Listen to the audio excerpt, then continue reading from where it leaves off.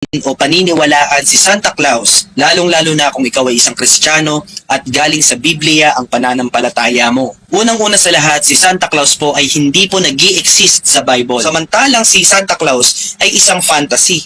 Usually po sa isang pamilya, meron pong isang bata na sumusulat ng isang kahilingan na gusto niyang makuha na regalo. Pero ang reality, pagka natulog na po ang bata, ang gagawin ng magulang o ng tatay, ibibigay niya ang regalo ng patago doon sa kanyang anak. Magpapanggap siya na si Santa Claus, pero ang totoo wala naman talagang Santa Claus. At ang tunay na nagregalo doon sa bata ay yung kanyang magulang at hindi po si Santa Claus. Ngayon, ano po yung tatlong mali sa bagay na ito?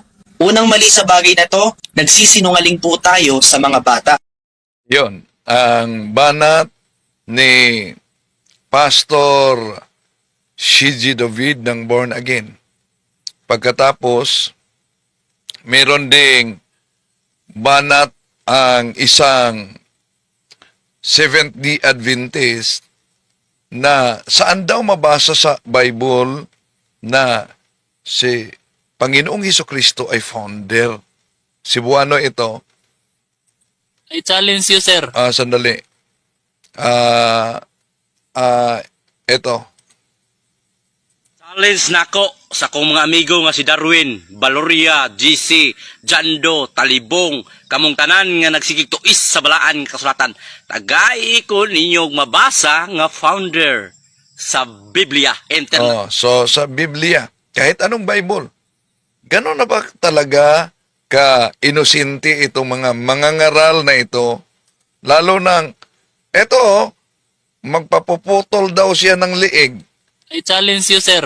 Kung makita nimo diha sa four gospel, sa Luke, Mark, John, ug Mateo, makita nimo diha nga Katoliko ang gitukod sa Ginoo nga simbahan, word for word, then magpaputol kog liog nimo. Nako, lagot na. Kaya ito mga kapatid, ating sasagutin itong mga mangangaral na ito, sila si CG David at iba pa, sa ating live streaming. Samahan ninyo ko.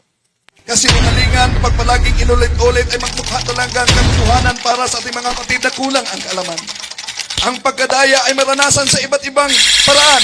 Pero napakasakit pag madaya tayo sa pananampalataya dahil nanganib pati ang ating kaluluwa.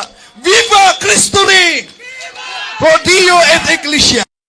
Wala muna tayong raffle ngayon wala akong kasama dito.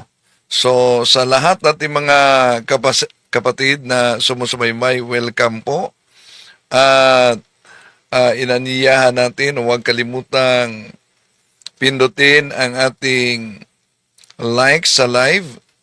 At huwag din kalimutang mag-subscribe kung bago ka lang.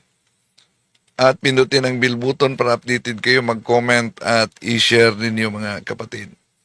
Kumusta sa lahat nating mga kapatid na sumusubaybay? Welcome po sa ating live streaming. At muli, sa ating mga kapatid yan sa Baoco Mountain Province, sa mga kapatid natin sa lalo na sa Bohol, sa Zamboanga City, sa mga nagsubaybay natin diyan sa Cotabato, Kidapawan, sa General Santos, sa Pagadian, mga nagsubaybay natin, of course, sa Osami City. At diyan sa mga kapatid natin, sila si Bro Nanding, Fernando Pascual, Sis Abigail Pascual, diyan sa Lawag Diocese, kumusta? At si Reverend Father Henry Pineda sa St. Joseph the Worker Kwasay Paris, Mina Sipalay City, Negros Occidental. Siya ang spiritual director ng CFD Diocese of Kabankalan na palaging nagsubaybay sa ating live streaming. Maraming salamat po, Father, at sa lahat ng mga kaparian na sumusubaybay at nagsubaybay sa atin. Welcome po mga kapatid. At sa pagkakataong ito, sasagutin natin itong mga ngaral sa iba't ibang sikta na tatag lamang ng tao. Pero bago dyan, acknowledge natin ang mga pumasok ngayon sa ating live streaming. Si Kayi Roby, si Luminous Twin Hearts, Angelina, si Jonathan Rizada. Wala tayong raffle ngayon, ha? Rufino Maitum Sarangani Province, si Jonathan, si Rufino Castro, si Kayi Roby, si Edgar Octa, Gina Rabina, Quezon City, sila si Kayi Roby, si Arlene Ginto. Sa lahat na mga kapatid nating sumusubaybay ngayon, dyan sa pananampalataya at katweran, ang mga kapatid nating sumusubaybay, welcome po. Sila si Willie Lopez, E.G. Rancis, si Cherry Labaga, Yuri Aban sa Butuan, si Evelyn Piaga sa Mayuyaw, Ifugao o Ilo. At sa lahat nating mga kapatid na sumusubaybay sa ating live streaming. Okay? Ulitin ko, wala tayong raffle ngayon, ha? Dahil wala kong assistant ngayon. Sa lahat nating mga kapatid na sumusubaybay, welcome po. At di na natin pa tatagalin pa mga kapatid. Itong banat na naman ni Shiji David. Huwag na huwag mong tatangkilikin o paniniwalaan si Santa Claus, lalong-lalo na kung ikaw ay isang Kristiyano at galing sa Biblia ang pananampalataya mo. Lalong-lalo na kung ikay isang Kristiyano at galing sa Biblia ang pananampalataya mo. Dahil ang kanilang pananampalataya ay kinopya mula pa ni Martin Luther, sola scriptura. Pero, ito palang na argumento, Bible alone, sa English pa. Sa Cebuano, Biblia lang. Bible lamang ang batayan. Yun lang na aral, asan mabasa sa Biblia na Biblia lang ang batayan? Wala namang mabasang ganyan, pero pinaniniwalaan nila, di po ba? So, diyan pa lang, sablay na sila. Pero tayo mga Katoliko, hindi tayo sola scriptura dahil maliban sa Bible na produkto sa tunay na iglesia, alam niyo naman na merong teaching authority o magisterium sa simbahan. Teaching authority, magisterium, at meron ding apostolic tradition. Na wala itong mga siktang tatag lamang ng tao.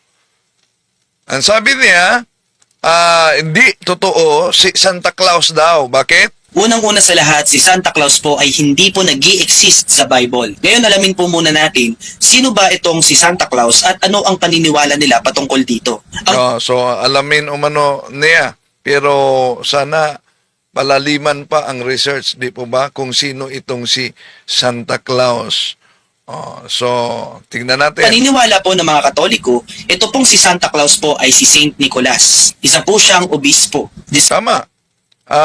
Yun talaga ang paniniwala natin at tradisyon natin at turo natin na si Santa Claus ay si Saint Nicholas.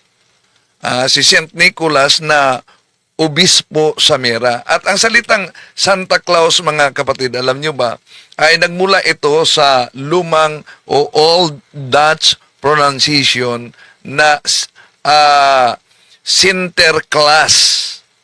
Sa Old Dutch pronunciation. Yung Sinterklaas ay binabanggit na parang Santa Claus. At diyan nanggaling ang Santa Claus.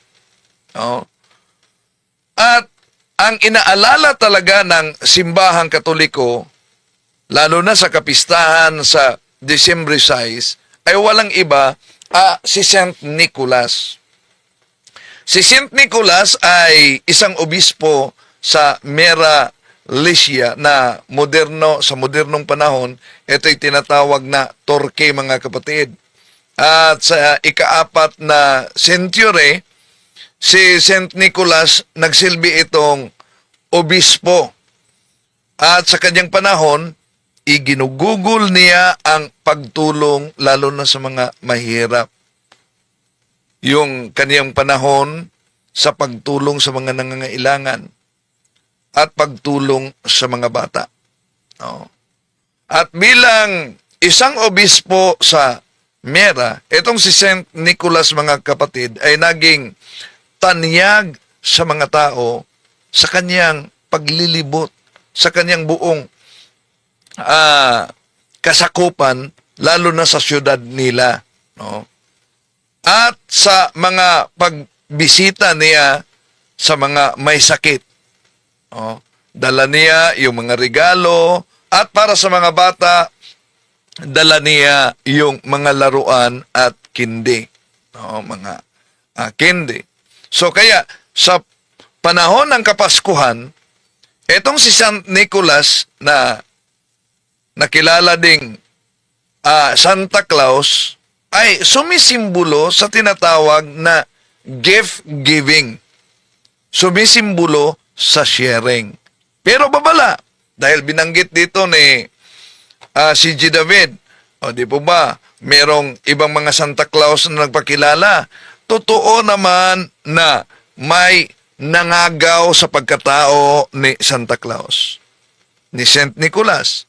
Pero hindi ibig sabihin na kung inaagaw man ang kanyang pagkatao, lalo na yung Santa Claus na kasakay na isang sasakyang dare at may mga kasamang mga dwarfs. O, yun.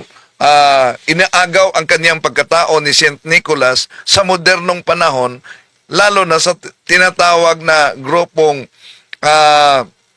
the New Age movement, para sa ganon ay makalimutan ang tunay kahulugan ni Santa Claus.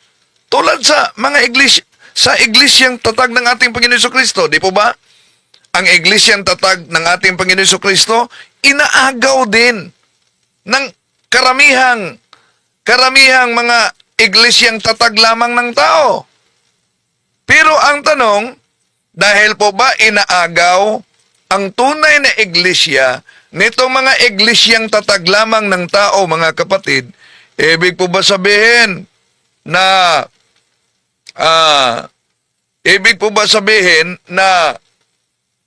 ang ating tunay na iglesia, ang simbahang katoliko, ay nawala na dahil ang daming mga umaagaw ngayon? Mamaya sasagutin natin itong mga iba't ibang sikta ngayon, mga kapatid, no? Okay. So, una, we are not Bible alone. Hindi tayo nakabatay sa Bible alone. Si Santa Claus ay isa lang sa mga santo sa simbahan katoliko dahil ang tunay na iglesia, unang Korinto 14:33, ay iglesia ng mga santo. At wala yan sa mga iglesyang tatag ng tao. Wala silang kasamang santo.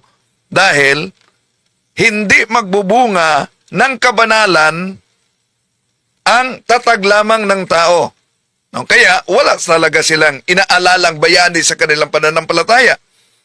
Pero sa Biblia, napakalinaw, mga kapatid, na alalahanin natin ang mga nanmuno sa atin. Yun ang mga bayani. Hebreo 3:17. Kaya inaalala natin si St. Nicholas bilang Santa Claus. Tuloy natin si G. David. Disclaimer hindi ko po inaatake ang Katoliko. Ito po'y kanilang paniniwala. Hindi daw niya inaatake ang Katoliko, pero matagal na siyang banat sa simbahang Katoliko, lalo na sa mga sagradong imahen, kaya sinagot natin, di po ba? At inaniyahan natin si G. David at iba pa mga pastor na kung okay ba sa kanila na haharap sa isang maginoong talakayan. Abay, di daw pwede. Bawal daw sa kanya dahil bawal daw umano sa Biblia. Bakit? Di ba nila alam? Di ba nila nabasa sa Biblia na kahit si San Pablo, with his strong arguments, he defeated the Jews in public debate. O, nasa Bible yan. Tuloy natin. Pero, itong Bible alone na aral, mga kapatid, gusto sila letra por letra mabasa sa Biblia, hindi mabasa sa Biblia, di paniniwalaan. O, sige nga. Saan mabasa sa Biblia na nakasulat, hindi mabasa sa Biblia, hindi paniniwalaan? Kundi paniniwalaan, bakit kayong mga tatag lamang ng tao, naniniwala kayo sa kalendaryo, na Gregorian calendar, na idineklara ng simbahang Katoliko? Di po ba? Okay, tuloy natin. Talaga. Kung susuriin po nating mabuti, si Saint Nicholas po ay nanggaling sa Mira. Galing po siya sa modern So, medyo may research yang kunti dito, mga kapatid. Totoo naman na galing sa Mira. At kung tingnan din natin ang kasaysayan, no? So, dito pa lang, sablay na ang sabi niya, Bible alone. Bakit? Ni-research niya ang pagkatao, di gamit ang Biblia, kundi gamit ang history. So, ibig sabihin, nagbabasa pala sila ng history. Ang problema lang, ang history ay ginagamit na his story sa karamihan, mga kapatid. Di ba? So, tuloy natin. day Turkey. Habang si Santa Claus naman po ay nanggaling naman daw sa North Pole. Yung si Santa Claus na pinakita niya ay nanggaling sa North Pole. Itong nanggaling sa North Pole, yun ang sinasabi natin na umaagaw sa pagkatao ni Saint Nicholas. At sa panahon ngayon na inaagaw ang pagkatao ni Saint Nicholas, yung may mga kasama siya na mga dwarfs, hindi yan ang tunay na Saint Nicholas na ipinagdiwang natin sa Disyembre 6, mga kapatid. Dahil ang Saint Nicholas na ipinagdiwang natin, walang iba, yung Saint Nicholas na ayon sa kasaysayan ay tumindig laban sa heretiko na si Arius sa Council of Nicaea sa taong 325 Anno Domini. At alam nyo ba, sa kasaysayan, world history, by Ernesto Paibunuse, mabasa natin na itong si Arius na nagtuturo tulad sa turo ng Iglesia ni Kristong kay Manalo na si Kristo'y tao at hindi Diyos, tulad sa turo ng mga Jehovah's Witnesses at turo ng mga Muslim, mga kapatid. Alam niyo ba, sa panahon sa Council of Nicaea sa taong 325 Anno Domini, itong si Saint Nicholas ay nagbigay ito kay Arius ng isang tikabong sapak sa mukha sa Council of Nicaea. Yun ang nangyari sa kasaysayan, mga kapatid, no? So, itong si nakilalang Santa Claus, para sa Katoliko, ito ay si Saint Nicholas. At hindi itong mga umaagaw sa pagkatao ni Saint Nicholas na tinutukoy ni si G. Davids sa North Pole daw.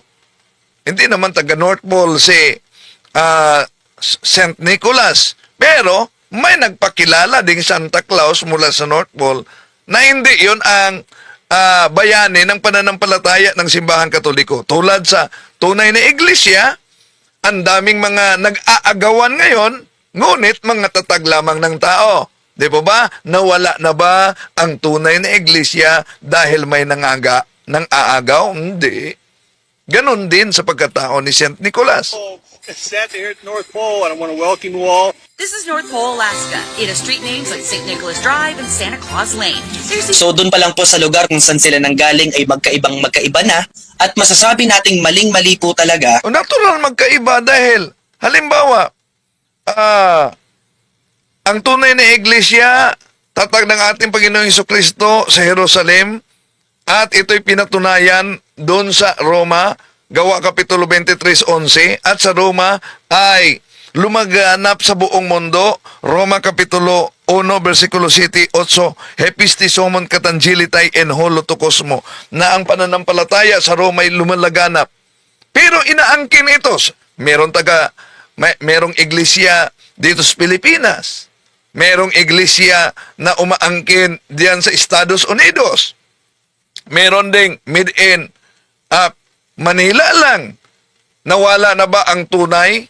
Ganon din sa kay St. Nicholas na nakilalang Santa Claus. Kung may umaangkin sa pagkatao ni St. Nicholas, lalo na dyan sa North Pole, na yung iba ay may mga kasamang dwarfs pa o diwinde, nawala na ba ang tunay na bayani ng pananampalataya ng Simbahang Katoliko? Hindi.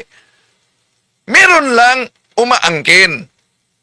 At yung umaangkin, di yun batayan na siya na ang tunay. Tulad sa mga nagsusulputang iglesia.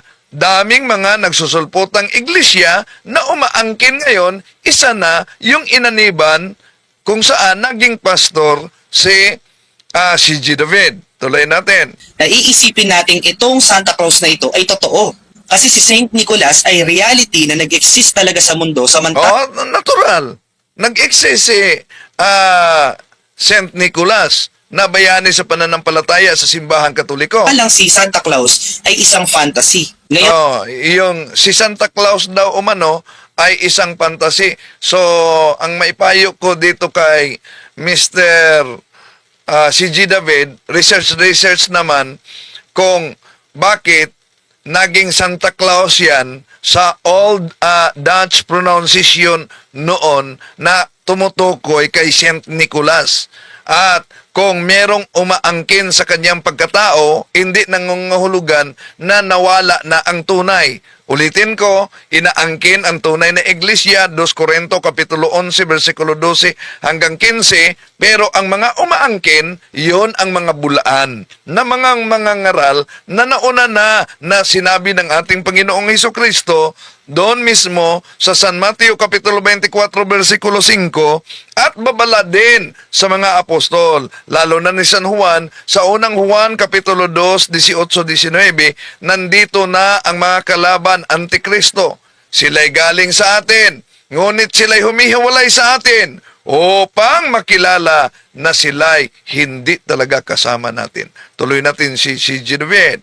kilala po natin na si Santa Claus ay nagreregalo sa mga bata. At ito pong si Santa Claus ay pinagpapala niya lamang yung mga mabubuting tao o mga mabubuting bata. Yan. Si Santa Claus daw, pinagpala lang niya yung mga mabuting bata. Sige nga. Di po ba sabi niya, dapat Bible alone lang? Sige nga. Asan mabasa na dokumento na yung pinagpala lang ni Santa Claus ay mabuting bata? Meron ba?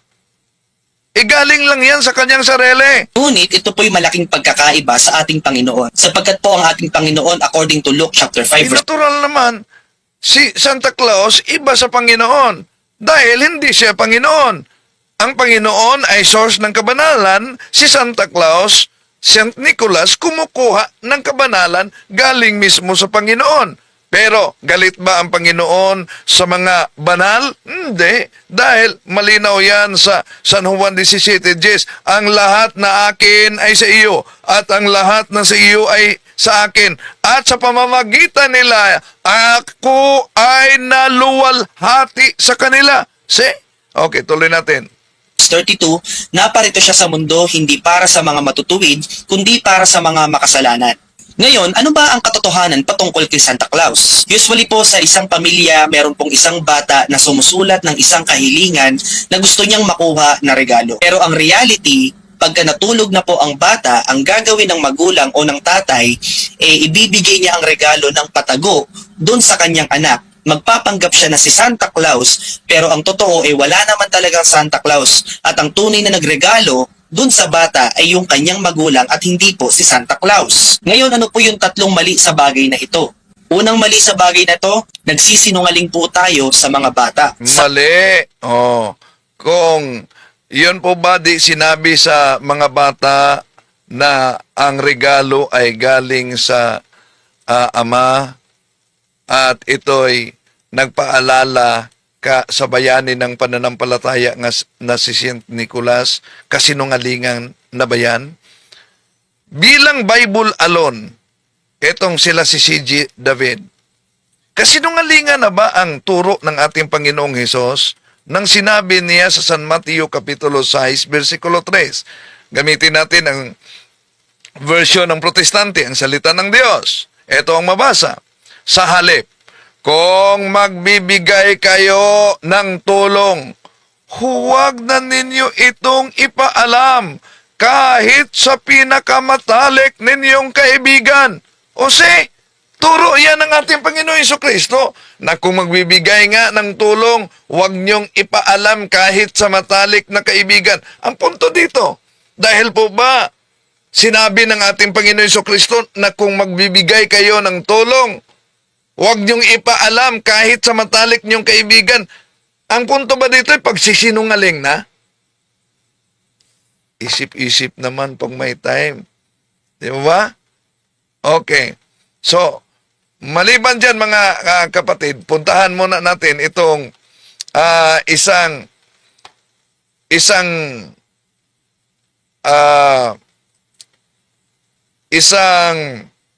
SDA. May pa-challenge din. Oh. Anong challenge nitong SDA? Ito. Challenge nako sa kong mga amigo nga si Darwin, Valoria, GC, Jando, Talibong, kamong tanan nga nagsigig tuis sa balaan kasulatan. Oh, so sa mga di nakaunawa, may challenge siya. Ni Darwin daw, Father Darwin, ni Talibong, ako tinutukoy niya. Ano yung challenge niya? Dito natin nakita, huwag kayong pa-challenge kung di nyo alam. Pagkatapos mga kapatid, kung may mabasa, sasabihin nila huwad na. Pero inosente na meron talaga. Agay ko ninyong mabasa nga founder sa Biblia. Enter. Oh, so sabi niya, bigyan niyo akong mabasa na founder si Jesus. Yung mabasa umano na founder si Jesus. National Bible, King James Bible, tanan nga Biblia, ay ala Oh, lahat na Bible, wag lang umano. tampered ha? Oh, wag lang umano yung tampered. 'Yon. Pag may mabasa, tampered na. Ha? Ganun na ba ka-inosente kayo? Research naman kayo. Halimbawa, bago bigyan natin ng sa Bible, ito, nabasa mo ba itong Elder's Handbook? Ang tanong, di mo ba nabasa na ang ating Panginoon Jesucristo sa Elder's Handbook tinatawag ninyo na founder sa iglesia? Kung di yan mabasa sa Bible, isaan galing nung tinatawag siyang founder ng iglesia sa Elder's Handbook ng Seventh-day Adventist? Abo, napaka-inosente naman itong sabadistang ito. Tuloy natin ha. Talibong, hoy, badlungon ka na ko. Oh, ako mismo. Talibong, badluhon ko niya. Ay atong tampered. Oh, wag daw ang tampered. May bawa na ka. Oh, dahil nalaman na umano niya ako. Bugos, imong gamiton. Oh, kapag bugos ang gagamitin natin. Ayaw. Oh, wag yung bugos. I-prove ninyo sa Biblia kung na-word nga founder. Oh, so kailangan daw umano ipakita, i-prove nyo, patunayan nyo sa Bible na meron talagang salitang founder. Ulo, biya po kayo nang niyang magsigitag yung founder. Oh, so nakakahiya daw palaging magsabi na founder, nakakahiya daw umano mga kapatid. Nagsasabi ng founder, pagkatapos Founder. No? Ulo kayo. No?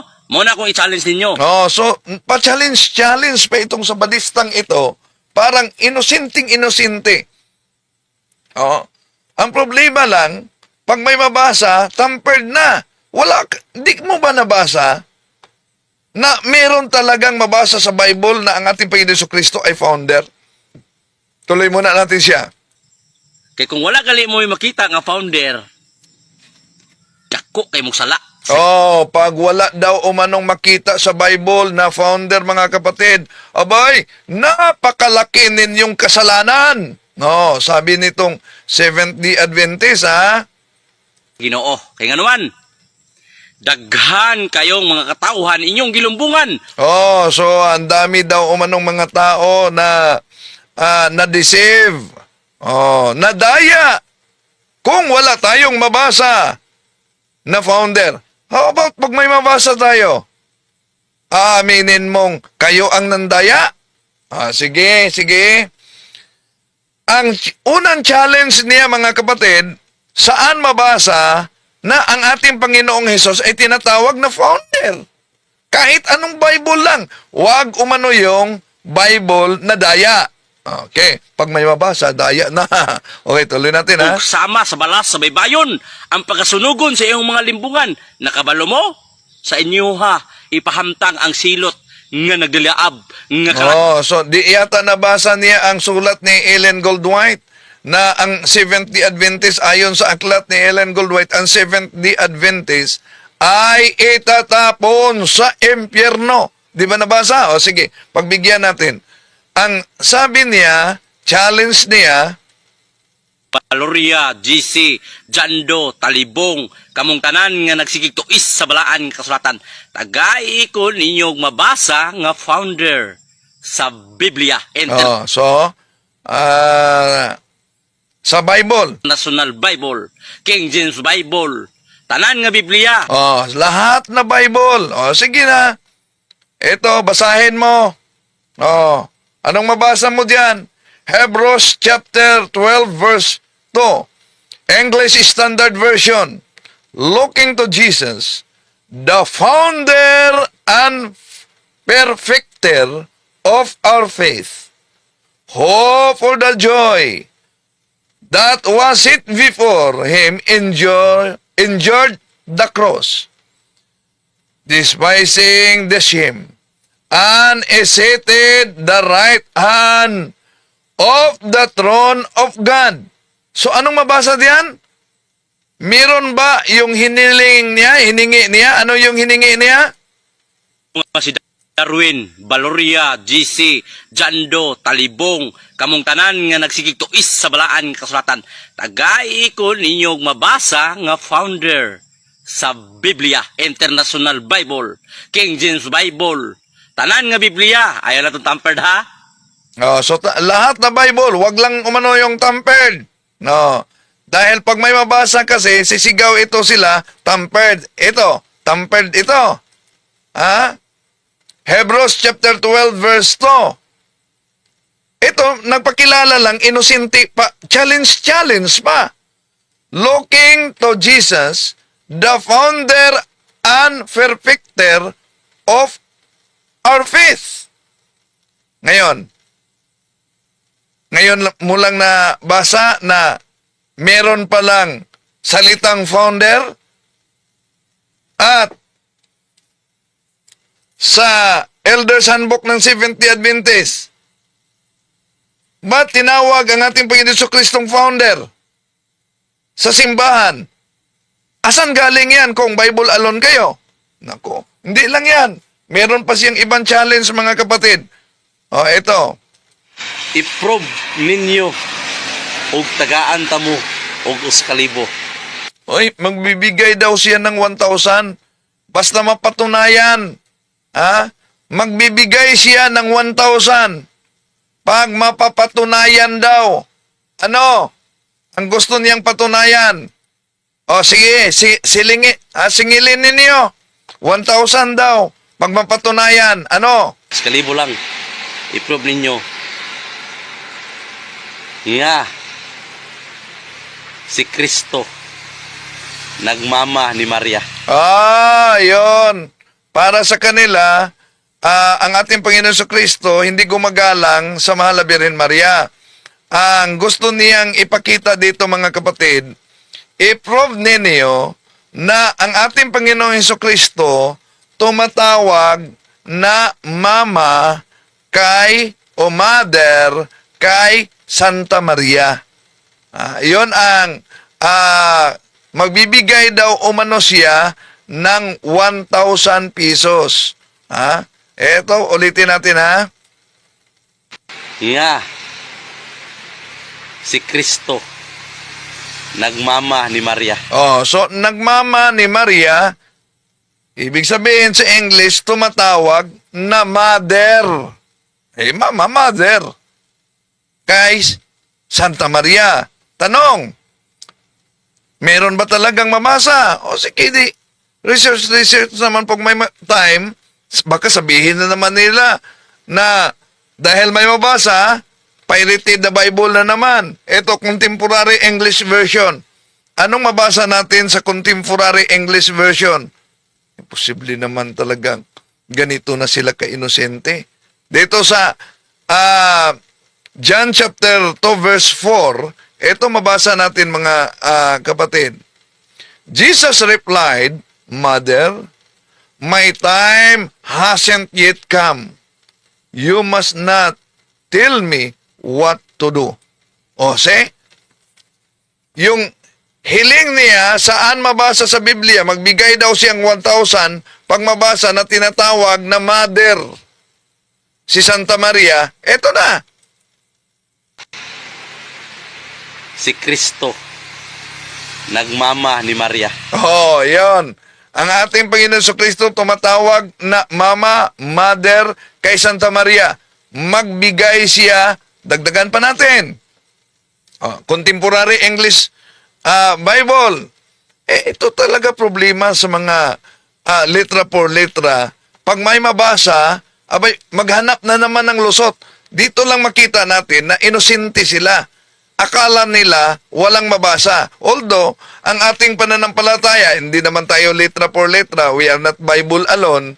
Pero, dito makita natin mga kapatid na napaka-inosente talaga nila. Di ba? Ito, basahin natin. Sa John chapter 19, verse 26. Ito ang mabasa natin mga kapatid. When Jesus saw his mother and his favorite disciple with her, he said to his mother, This man is now your son. Then he said to the disciple, She is now your mother. From then on, that disciple took her into his own house. O, see? Mabasa natin dito. Ala, sige, singilin niyo tong sabadistang ito. Kaya, ang resulta, pati na si Mungkada nagdesisyon na. Debator ng 70 Adventist, nagdesisyon. Iwanan na niya ang sabadista. Bakit? Na tama ang aking ipinaglalaban. Marami lamang nagagalit sapagkat hindi po ito pabor sa posisyon ng Adventist, subalit ito'y nakasalig sa katotohanan, sa history at sa mga dokumentong magpapatunay na ang Seventh-day Adventist ay nakapagsagawa ng mga abortion, elective abortion sa mga ospital using guidelines na ibinigay ng ating General Conference. Hindi ko po maaatim o makakaya na manatili sa pananampalataya na alam ko sa aking sarili na nagkaroon ng issue sa pagpatay ng mga sanggol na walang kalaban-laban. So mula po sa araw na ito, ako po si Brother Reynaldo Moncada Verano na nabautismuhan sa Seventh-day Adventist noong January 28, 2017. Isang masiglang kaanib, walang inargabyado, walang siniraan, at wala pong ginawang anumang kaanumalyahan sa loob ng Seventh-day Adventist ay nagpapasya mula sa araw at oras na ito ay itinitiwalag ko na po ang Seventh-day Adventist Church bilang aking sekta o relihiyon sapagkat namuhay ng labag sa pagkakristyano. Ayan, debater yan ng Seventh-day Adventist. Umalis na. Kaya kayo, bago kayo pa-challenge daw, research muna kayo para di kayo magiging mabutata sa challenge ninyo. Ito pa ang napakadelikado mga kapatid. Sa born again ito, si Mr. Pilapel, Pastor Pilapel, anong sabi niya? Pag may mabasa sa Bible na Catholic, magpapugot daw umano siya, alaka, lagot na. Ito, balikan natin. I challenge you, sir. kung makita nimo diha sa four gospel sa Luke, Mark, John, ug Mateo, makita nimo diha nga Katoliko ang gitukod sa Ginoo nga simbahan word for word, then magpaputol kog liog nimo. Pero kung wala, dukla na ang ulo ang imuhang pari-pari kana imuhang leader kay ngano man dugay ra kay imong giilad ana. Ayan. Delikado. Kailan bang schedule natin, ha? Nasabi niya, mga kapatid, pag may mabasang Catholic sa four Gospels, kahit saan, no? Magpapuputol ako ng liig. Abo, eto, nasubukan mo na bang nabasa ang Paraphrase New Testament ni Richard Baxter sa John chapter 10 verse 16? Anong mabasa? Ito, ang mabasa natin. And besides the Jews, I have chosen people among the Gentiles. Them I must call and gather me to me. The Jews and Gentiles shall be one Catholic church under me, their only universal head and shepherd. O, see?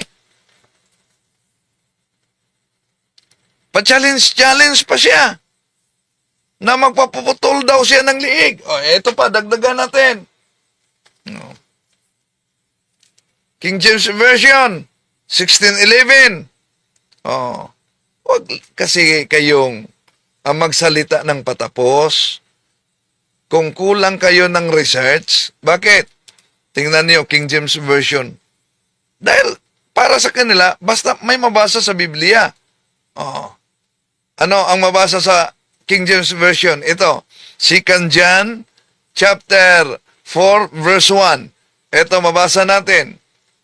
He warneth them not to believe all teachers who boast the Spirit of the Spirit, but to try them by the rules of the Catholic faith. Oh, King James Version 1611, di ba gusto nila yung mabasa? O sabihin na naman nila, tampered na Bible yan. Dahil inosente sila. Ha? Ano ngayon? Kailang schedule? I challenge you, sir. Kung makita nimo diha sa four gospel sa Luke, Mark, John, ug Mateo, makita nimo diha nga Katoliko ang gitukod sa Ginoo nga simbahan word for word, then magpaputol kog liog nimo. Nako, mabigat ito. Pag makita daw umano sa Bible, challenge niya. Letra por letra na Katolikong iglesia, magpapuputol daw siya ng liig. Naku ha? No, ngayon, nabasa natin ang John chapter 10 verse 16 na ayon sa mabasa natin, and besides the Jews, I have chosen people among the Gentiles.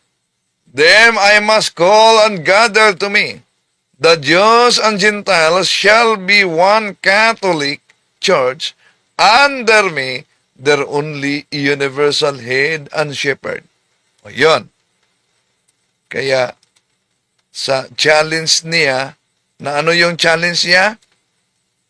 Makita nimo diha nga Katoliko ang gitukod sa Ginoo nga simbahan word for word, then magpaputol kog liog nimo. Kailan ang schedule kaya, ano? Sa challenge niya. Huwag kasing magsalita ng patapos. Yung mga inosente, ha? Oh, sabi ni Nods Pahas, the word Catholic is universal or worldwide. Some churches are applicable to the world because they are worldwide in the status. Okay, thanks. No. The word Catholic, di na pwede na i-applicable sa mga grupong tatag lamang ng tao. Bakit? Tingnan niyo ang definition sa Gloria Encyclopedia, Volume 5, page 106. Catholic Church, Greek Catholicos Universal. Term generally applied to the divine society founded by Jesus Christ and endowed by the pouring of the Holy Ghost on the day of Pentecost. Hence, often called Roman Catholics. Ano daw umano? Ha? Ang term Catholic generally applied to the divine society founded by Jesus Christ. Generally applied. So therefore, hindi siya pwedeng i-apply sa society not founded by Jesus Christ. Gets mo? Okay. So, yun po. Oh, mga kapatid. So, wag kasing magsalita ng patapos, pagkatapos, kulang naman ang research. Kaya, butata agad. So, mga mahal na kapatid, di po natin layunin na saktan damdamin ng ating mga kapatid sa ibayong pananampalataya, pero sinasagot lang talaga natin sila. Ha?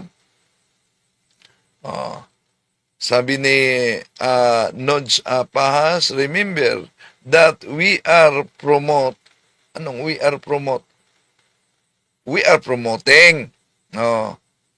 what are written in the Bible, not to a particular religion. Okay, thanks. No. One of the common dogmas outside the Catholic Church is the dogma of indifferentism.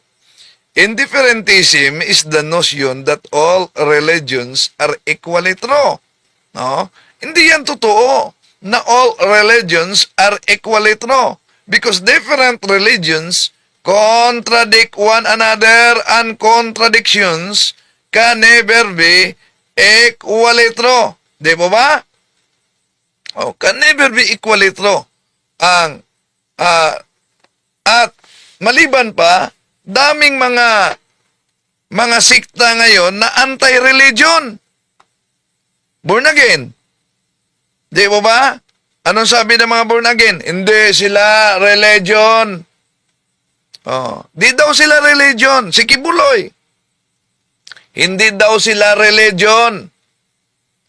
Pero, tingnan natin ang mabasa sa Biblia. Ang mga apostolis ba ay meron bang religion? Dahil dami ngayon na mga born again, anti-religion. No. So, tingnan natin ang mabasa sa Biblia mga kapatid dahil parang di nila alam na ang mga apostolis ay may relihiyon. Asan yan mabasa? Unang Timoteo Kapitulo 3 versikulo 16. Ito mabasa natin. Hindi maikakaila na napakadakila ang hiwaga sa ating relihiyon. Siya'y nahayag ng maging tao, pinatunayang matuwid ng Espiritu, at nakita ng mga anghel, ipinangaral sa mga hentel, pinaniwalaan ng lahat, at itinaas sa kalangitan. So dito pa lang, so palpal na yung mga naniniwala na di kailangan ang religion, yung mga anti-religion. Bakit? Kung tingnan kasi natin ang mabasa sa Biblia mga kapatid, no?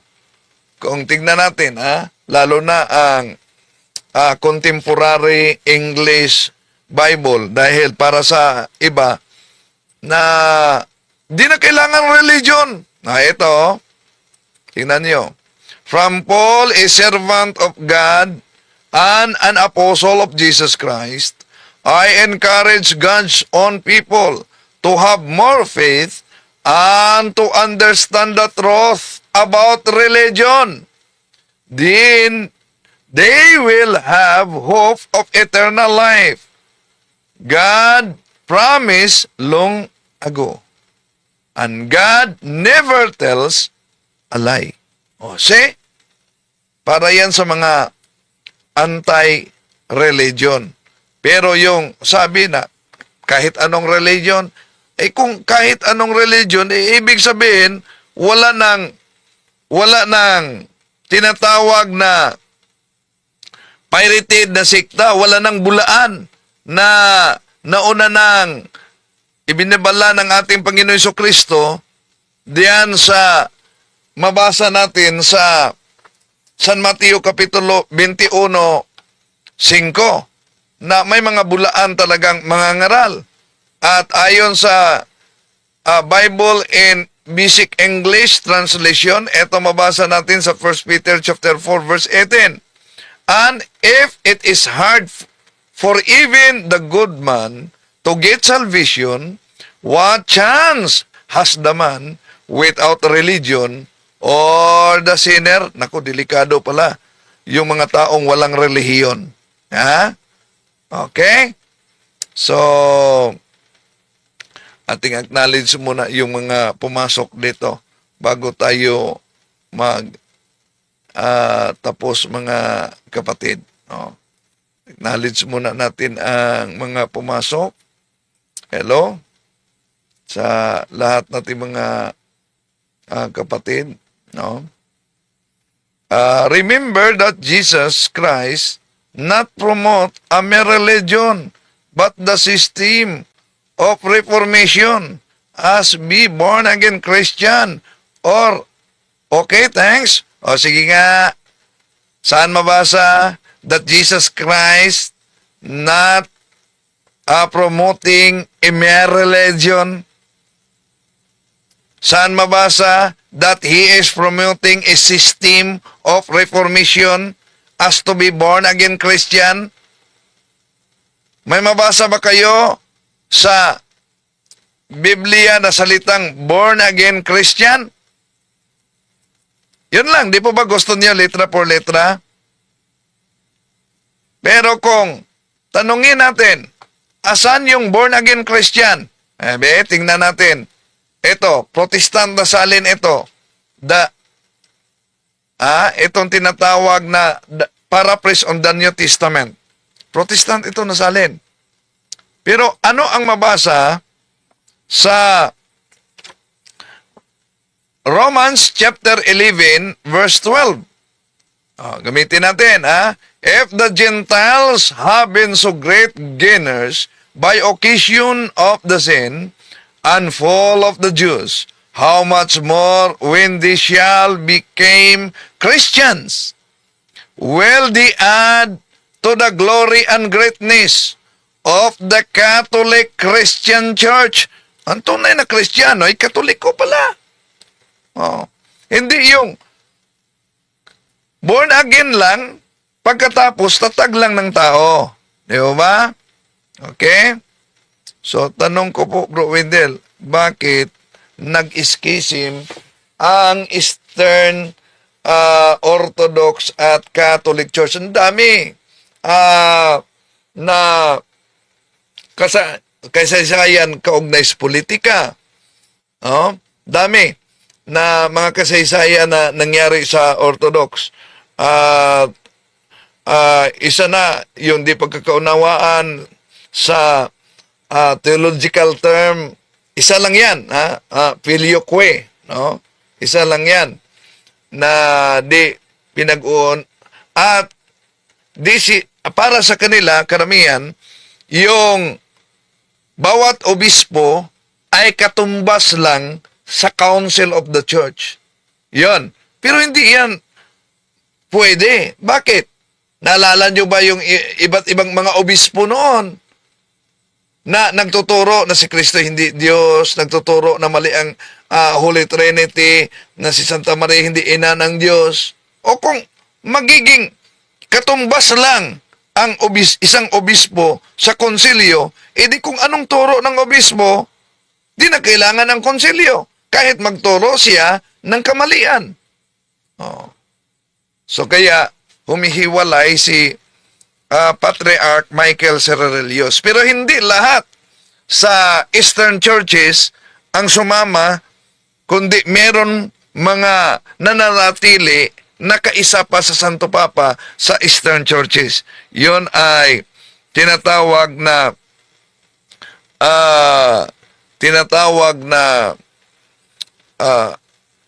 Jerusalem, Antioquia, Constantinople, mga kapatid. No? Yeah?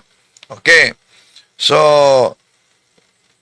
si Nods Paga, sabi niya, the true Christian church identified the doctrines of Christ.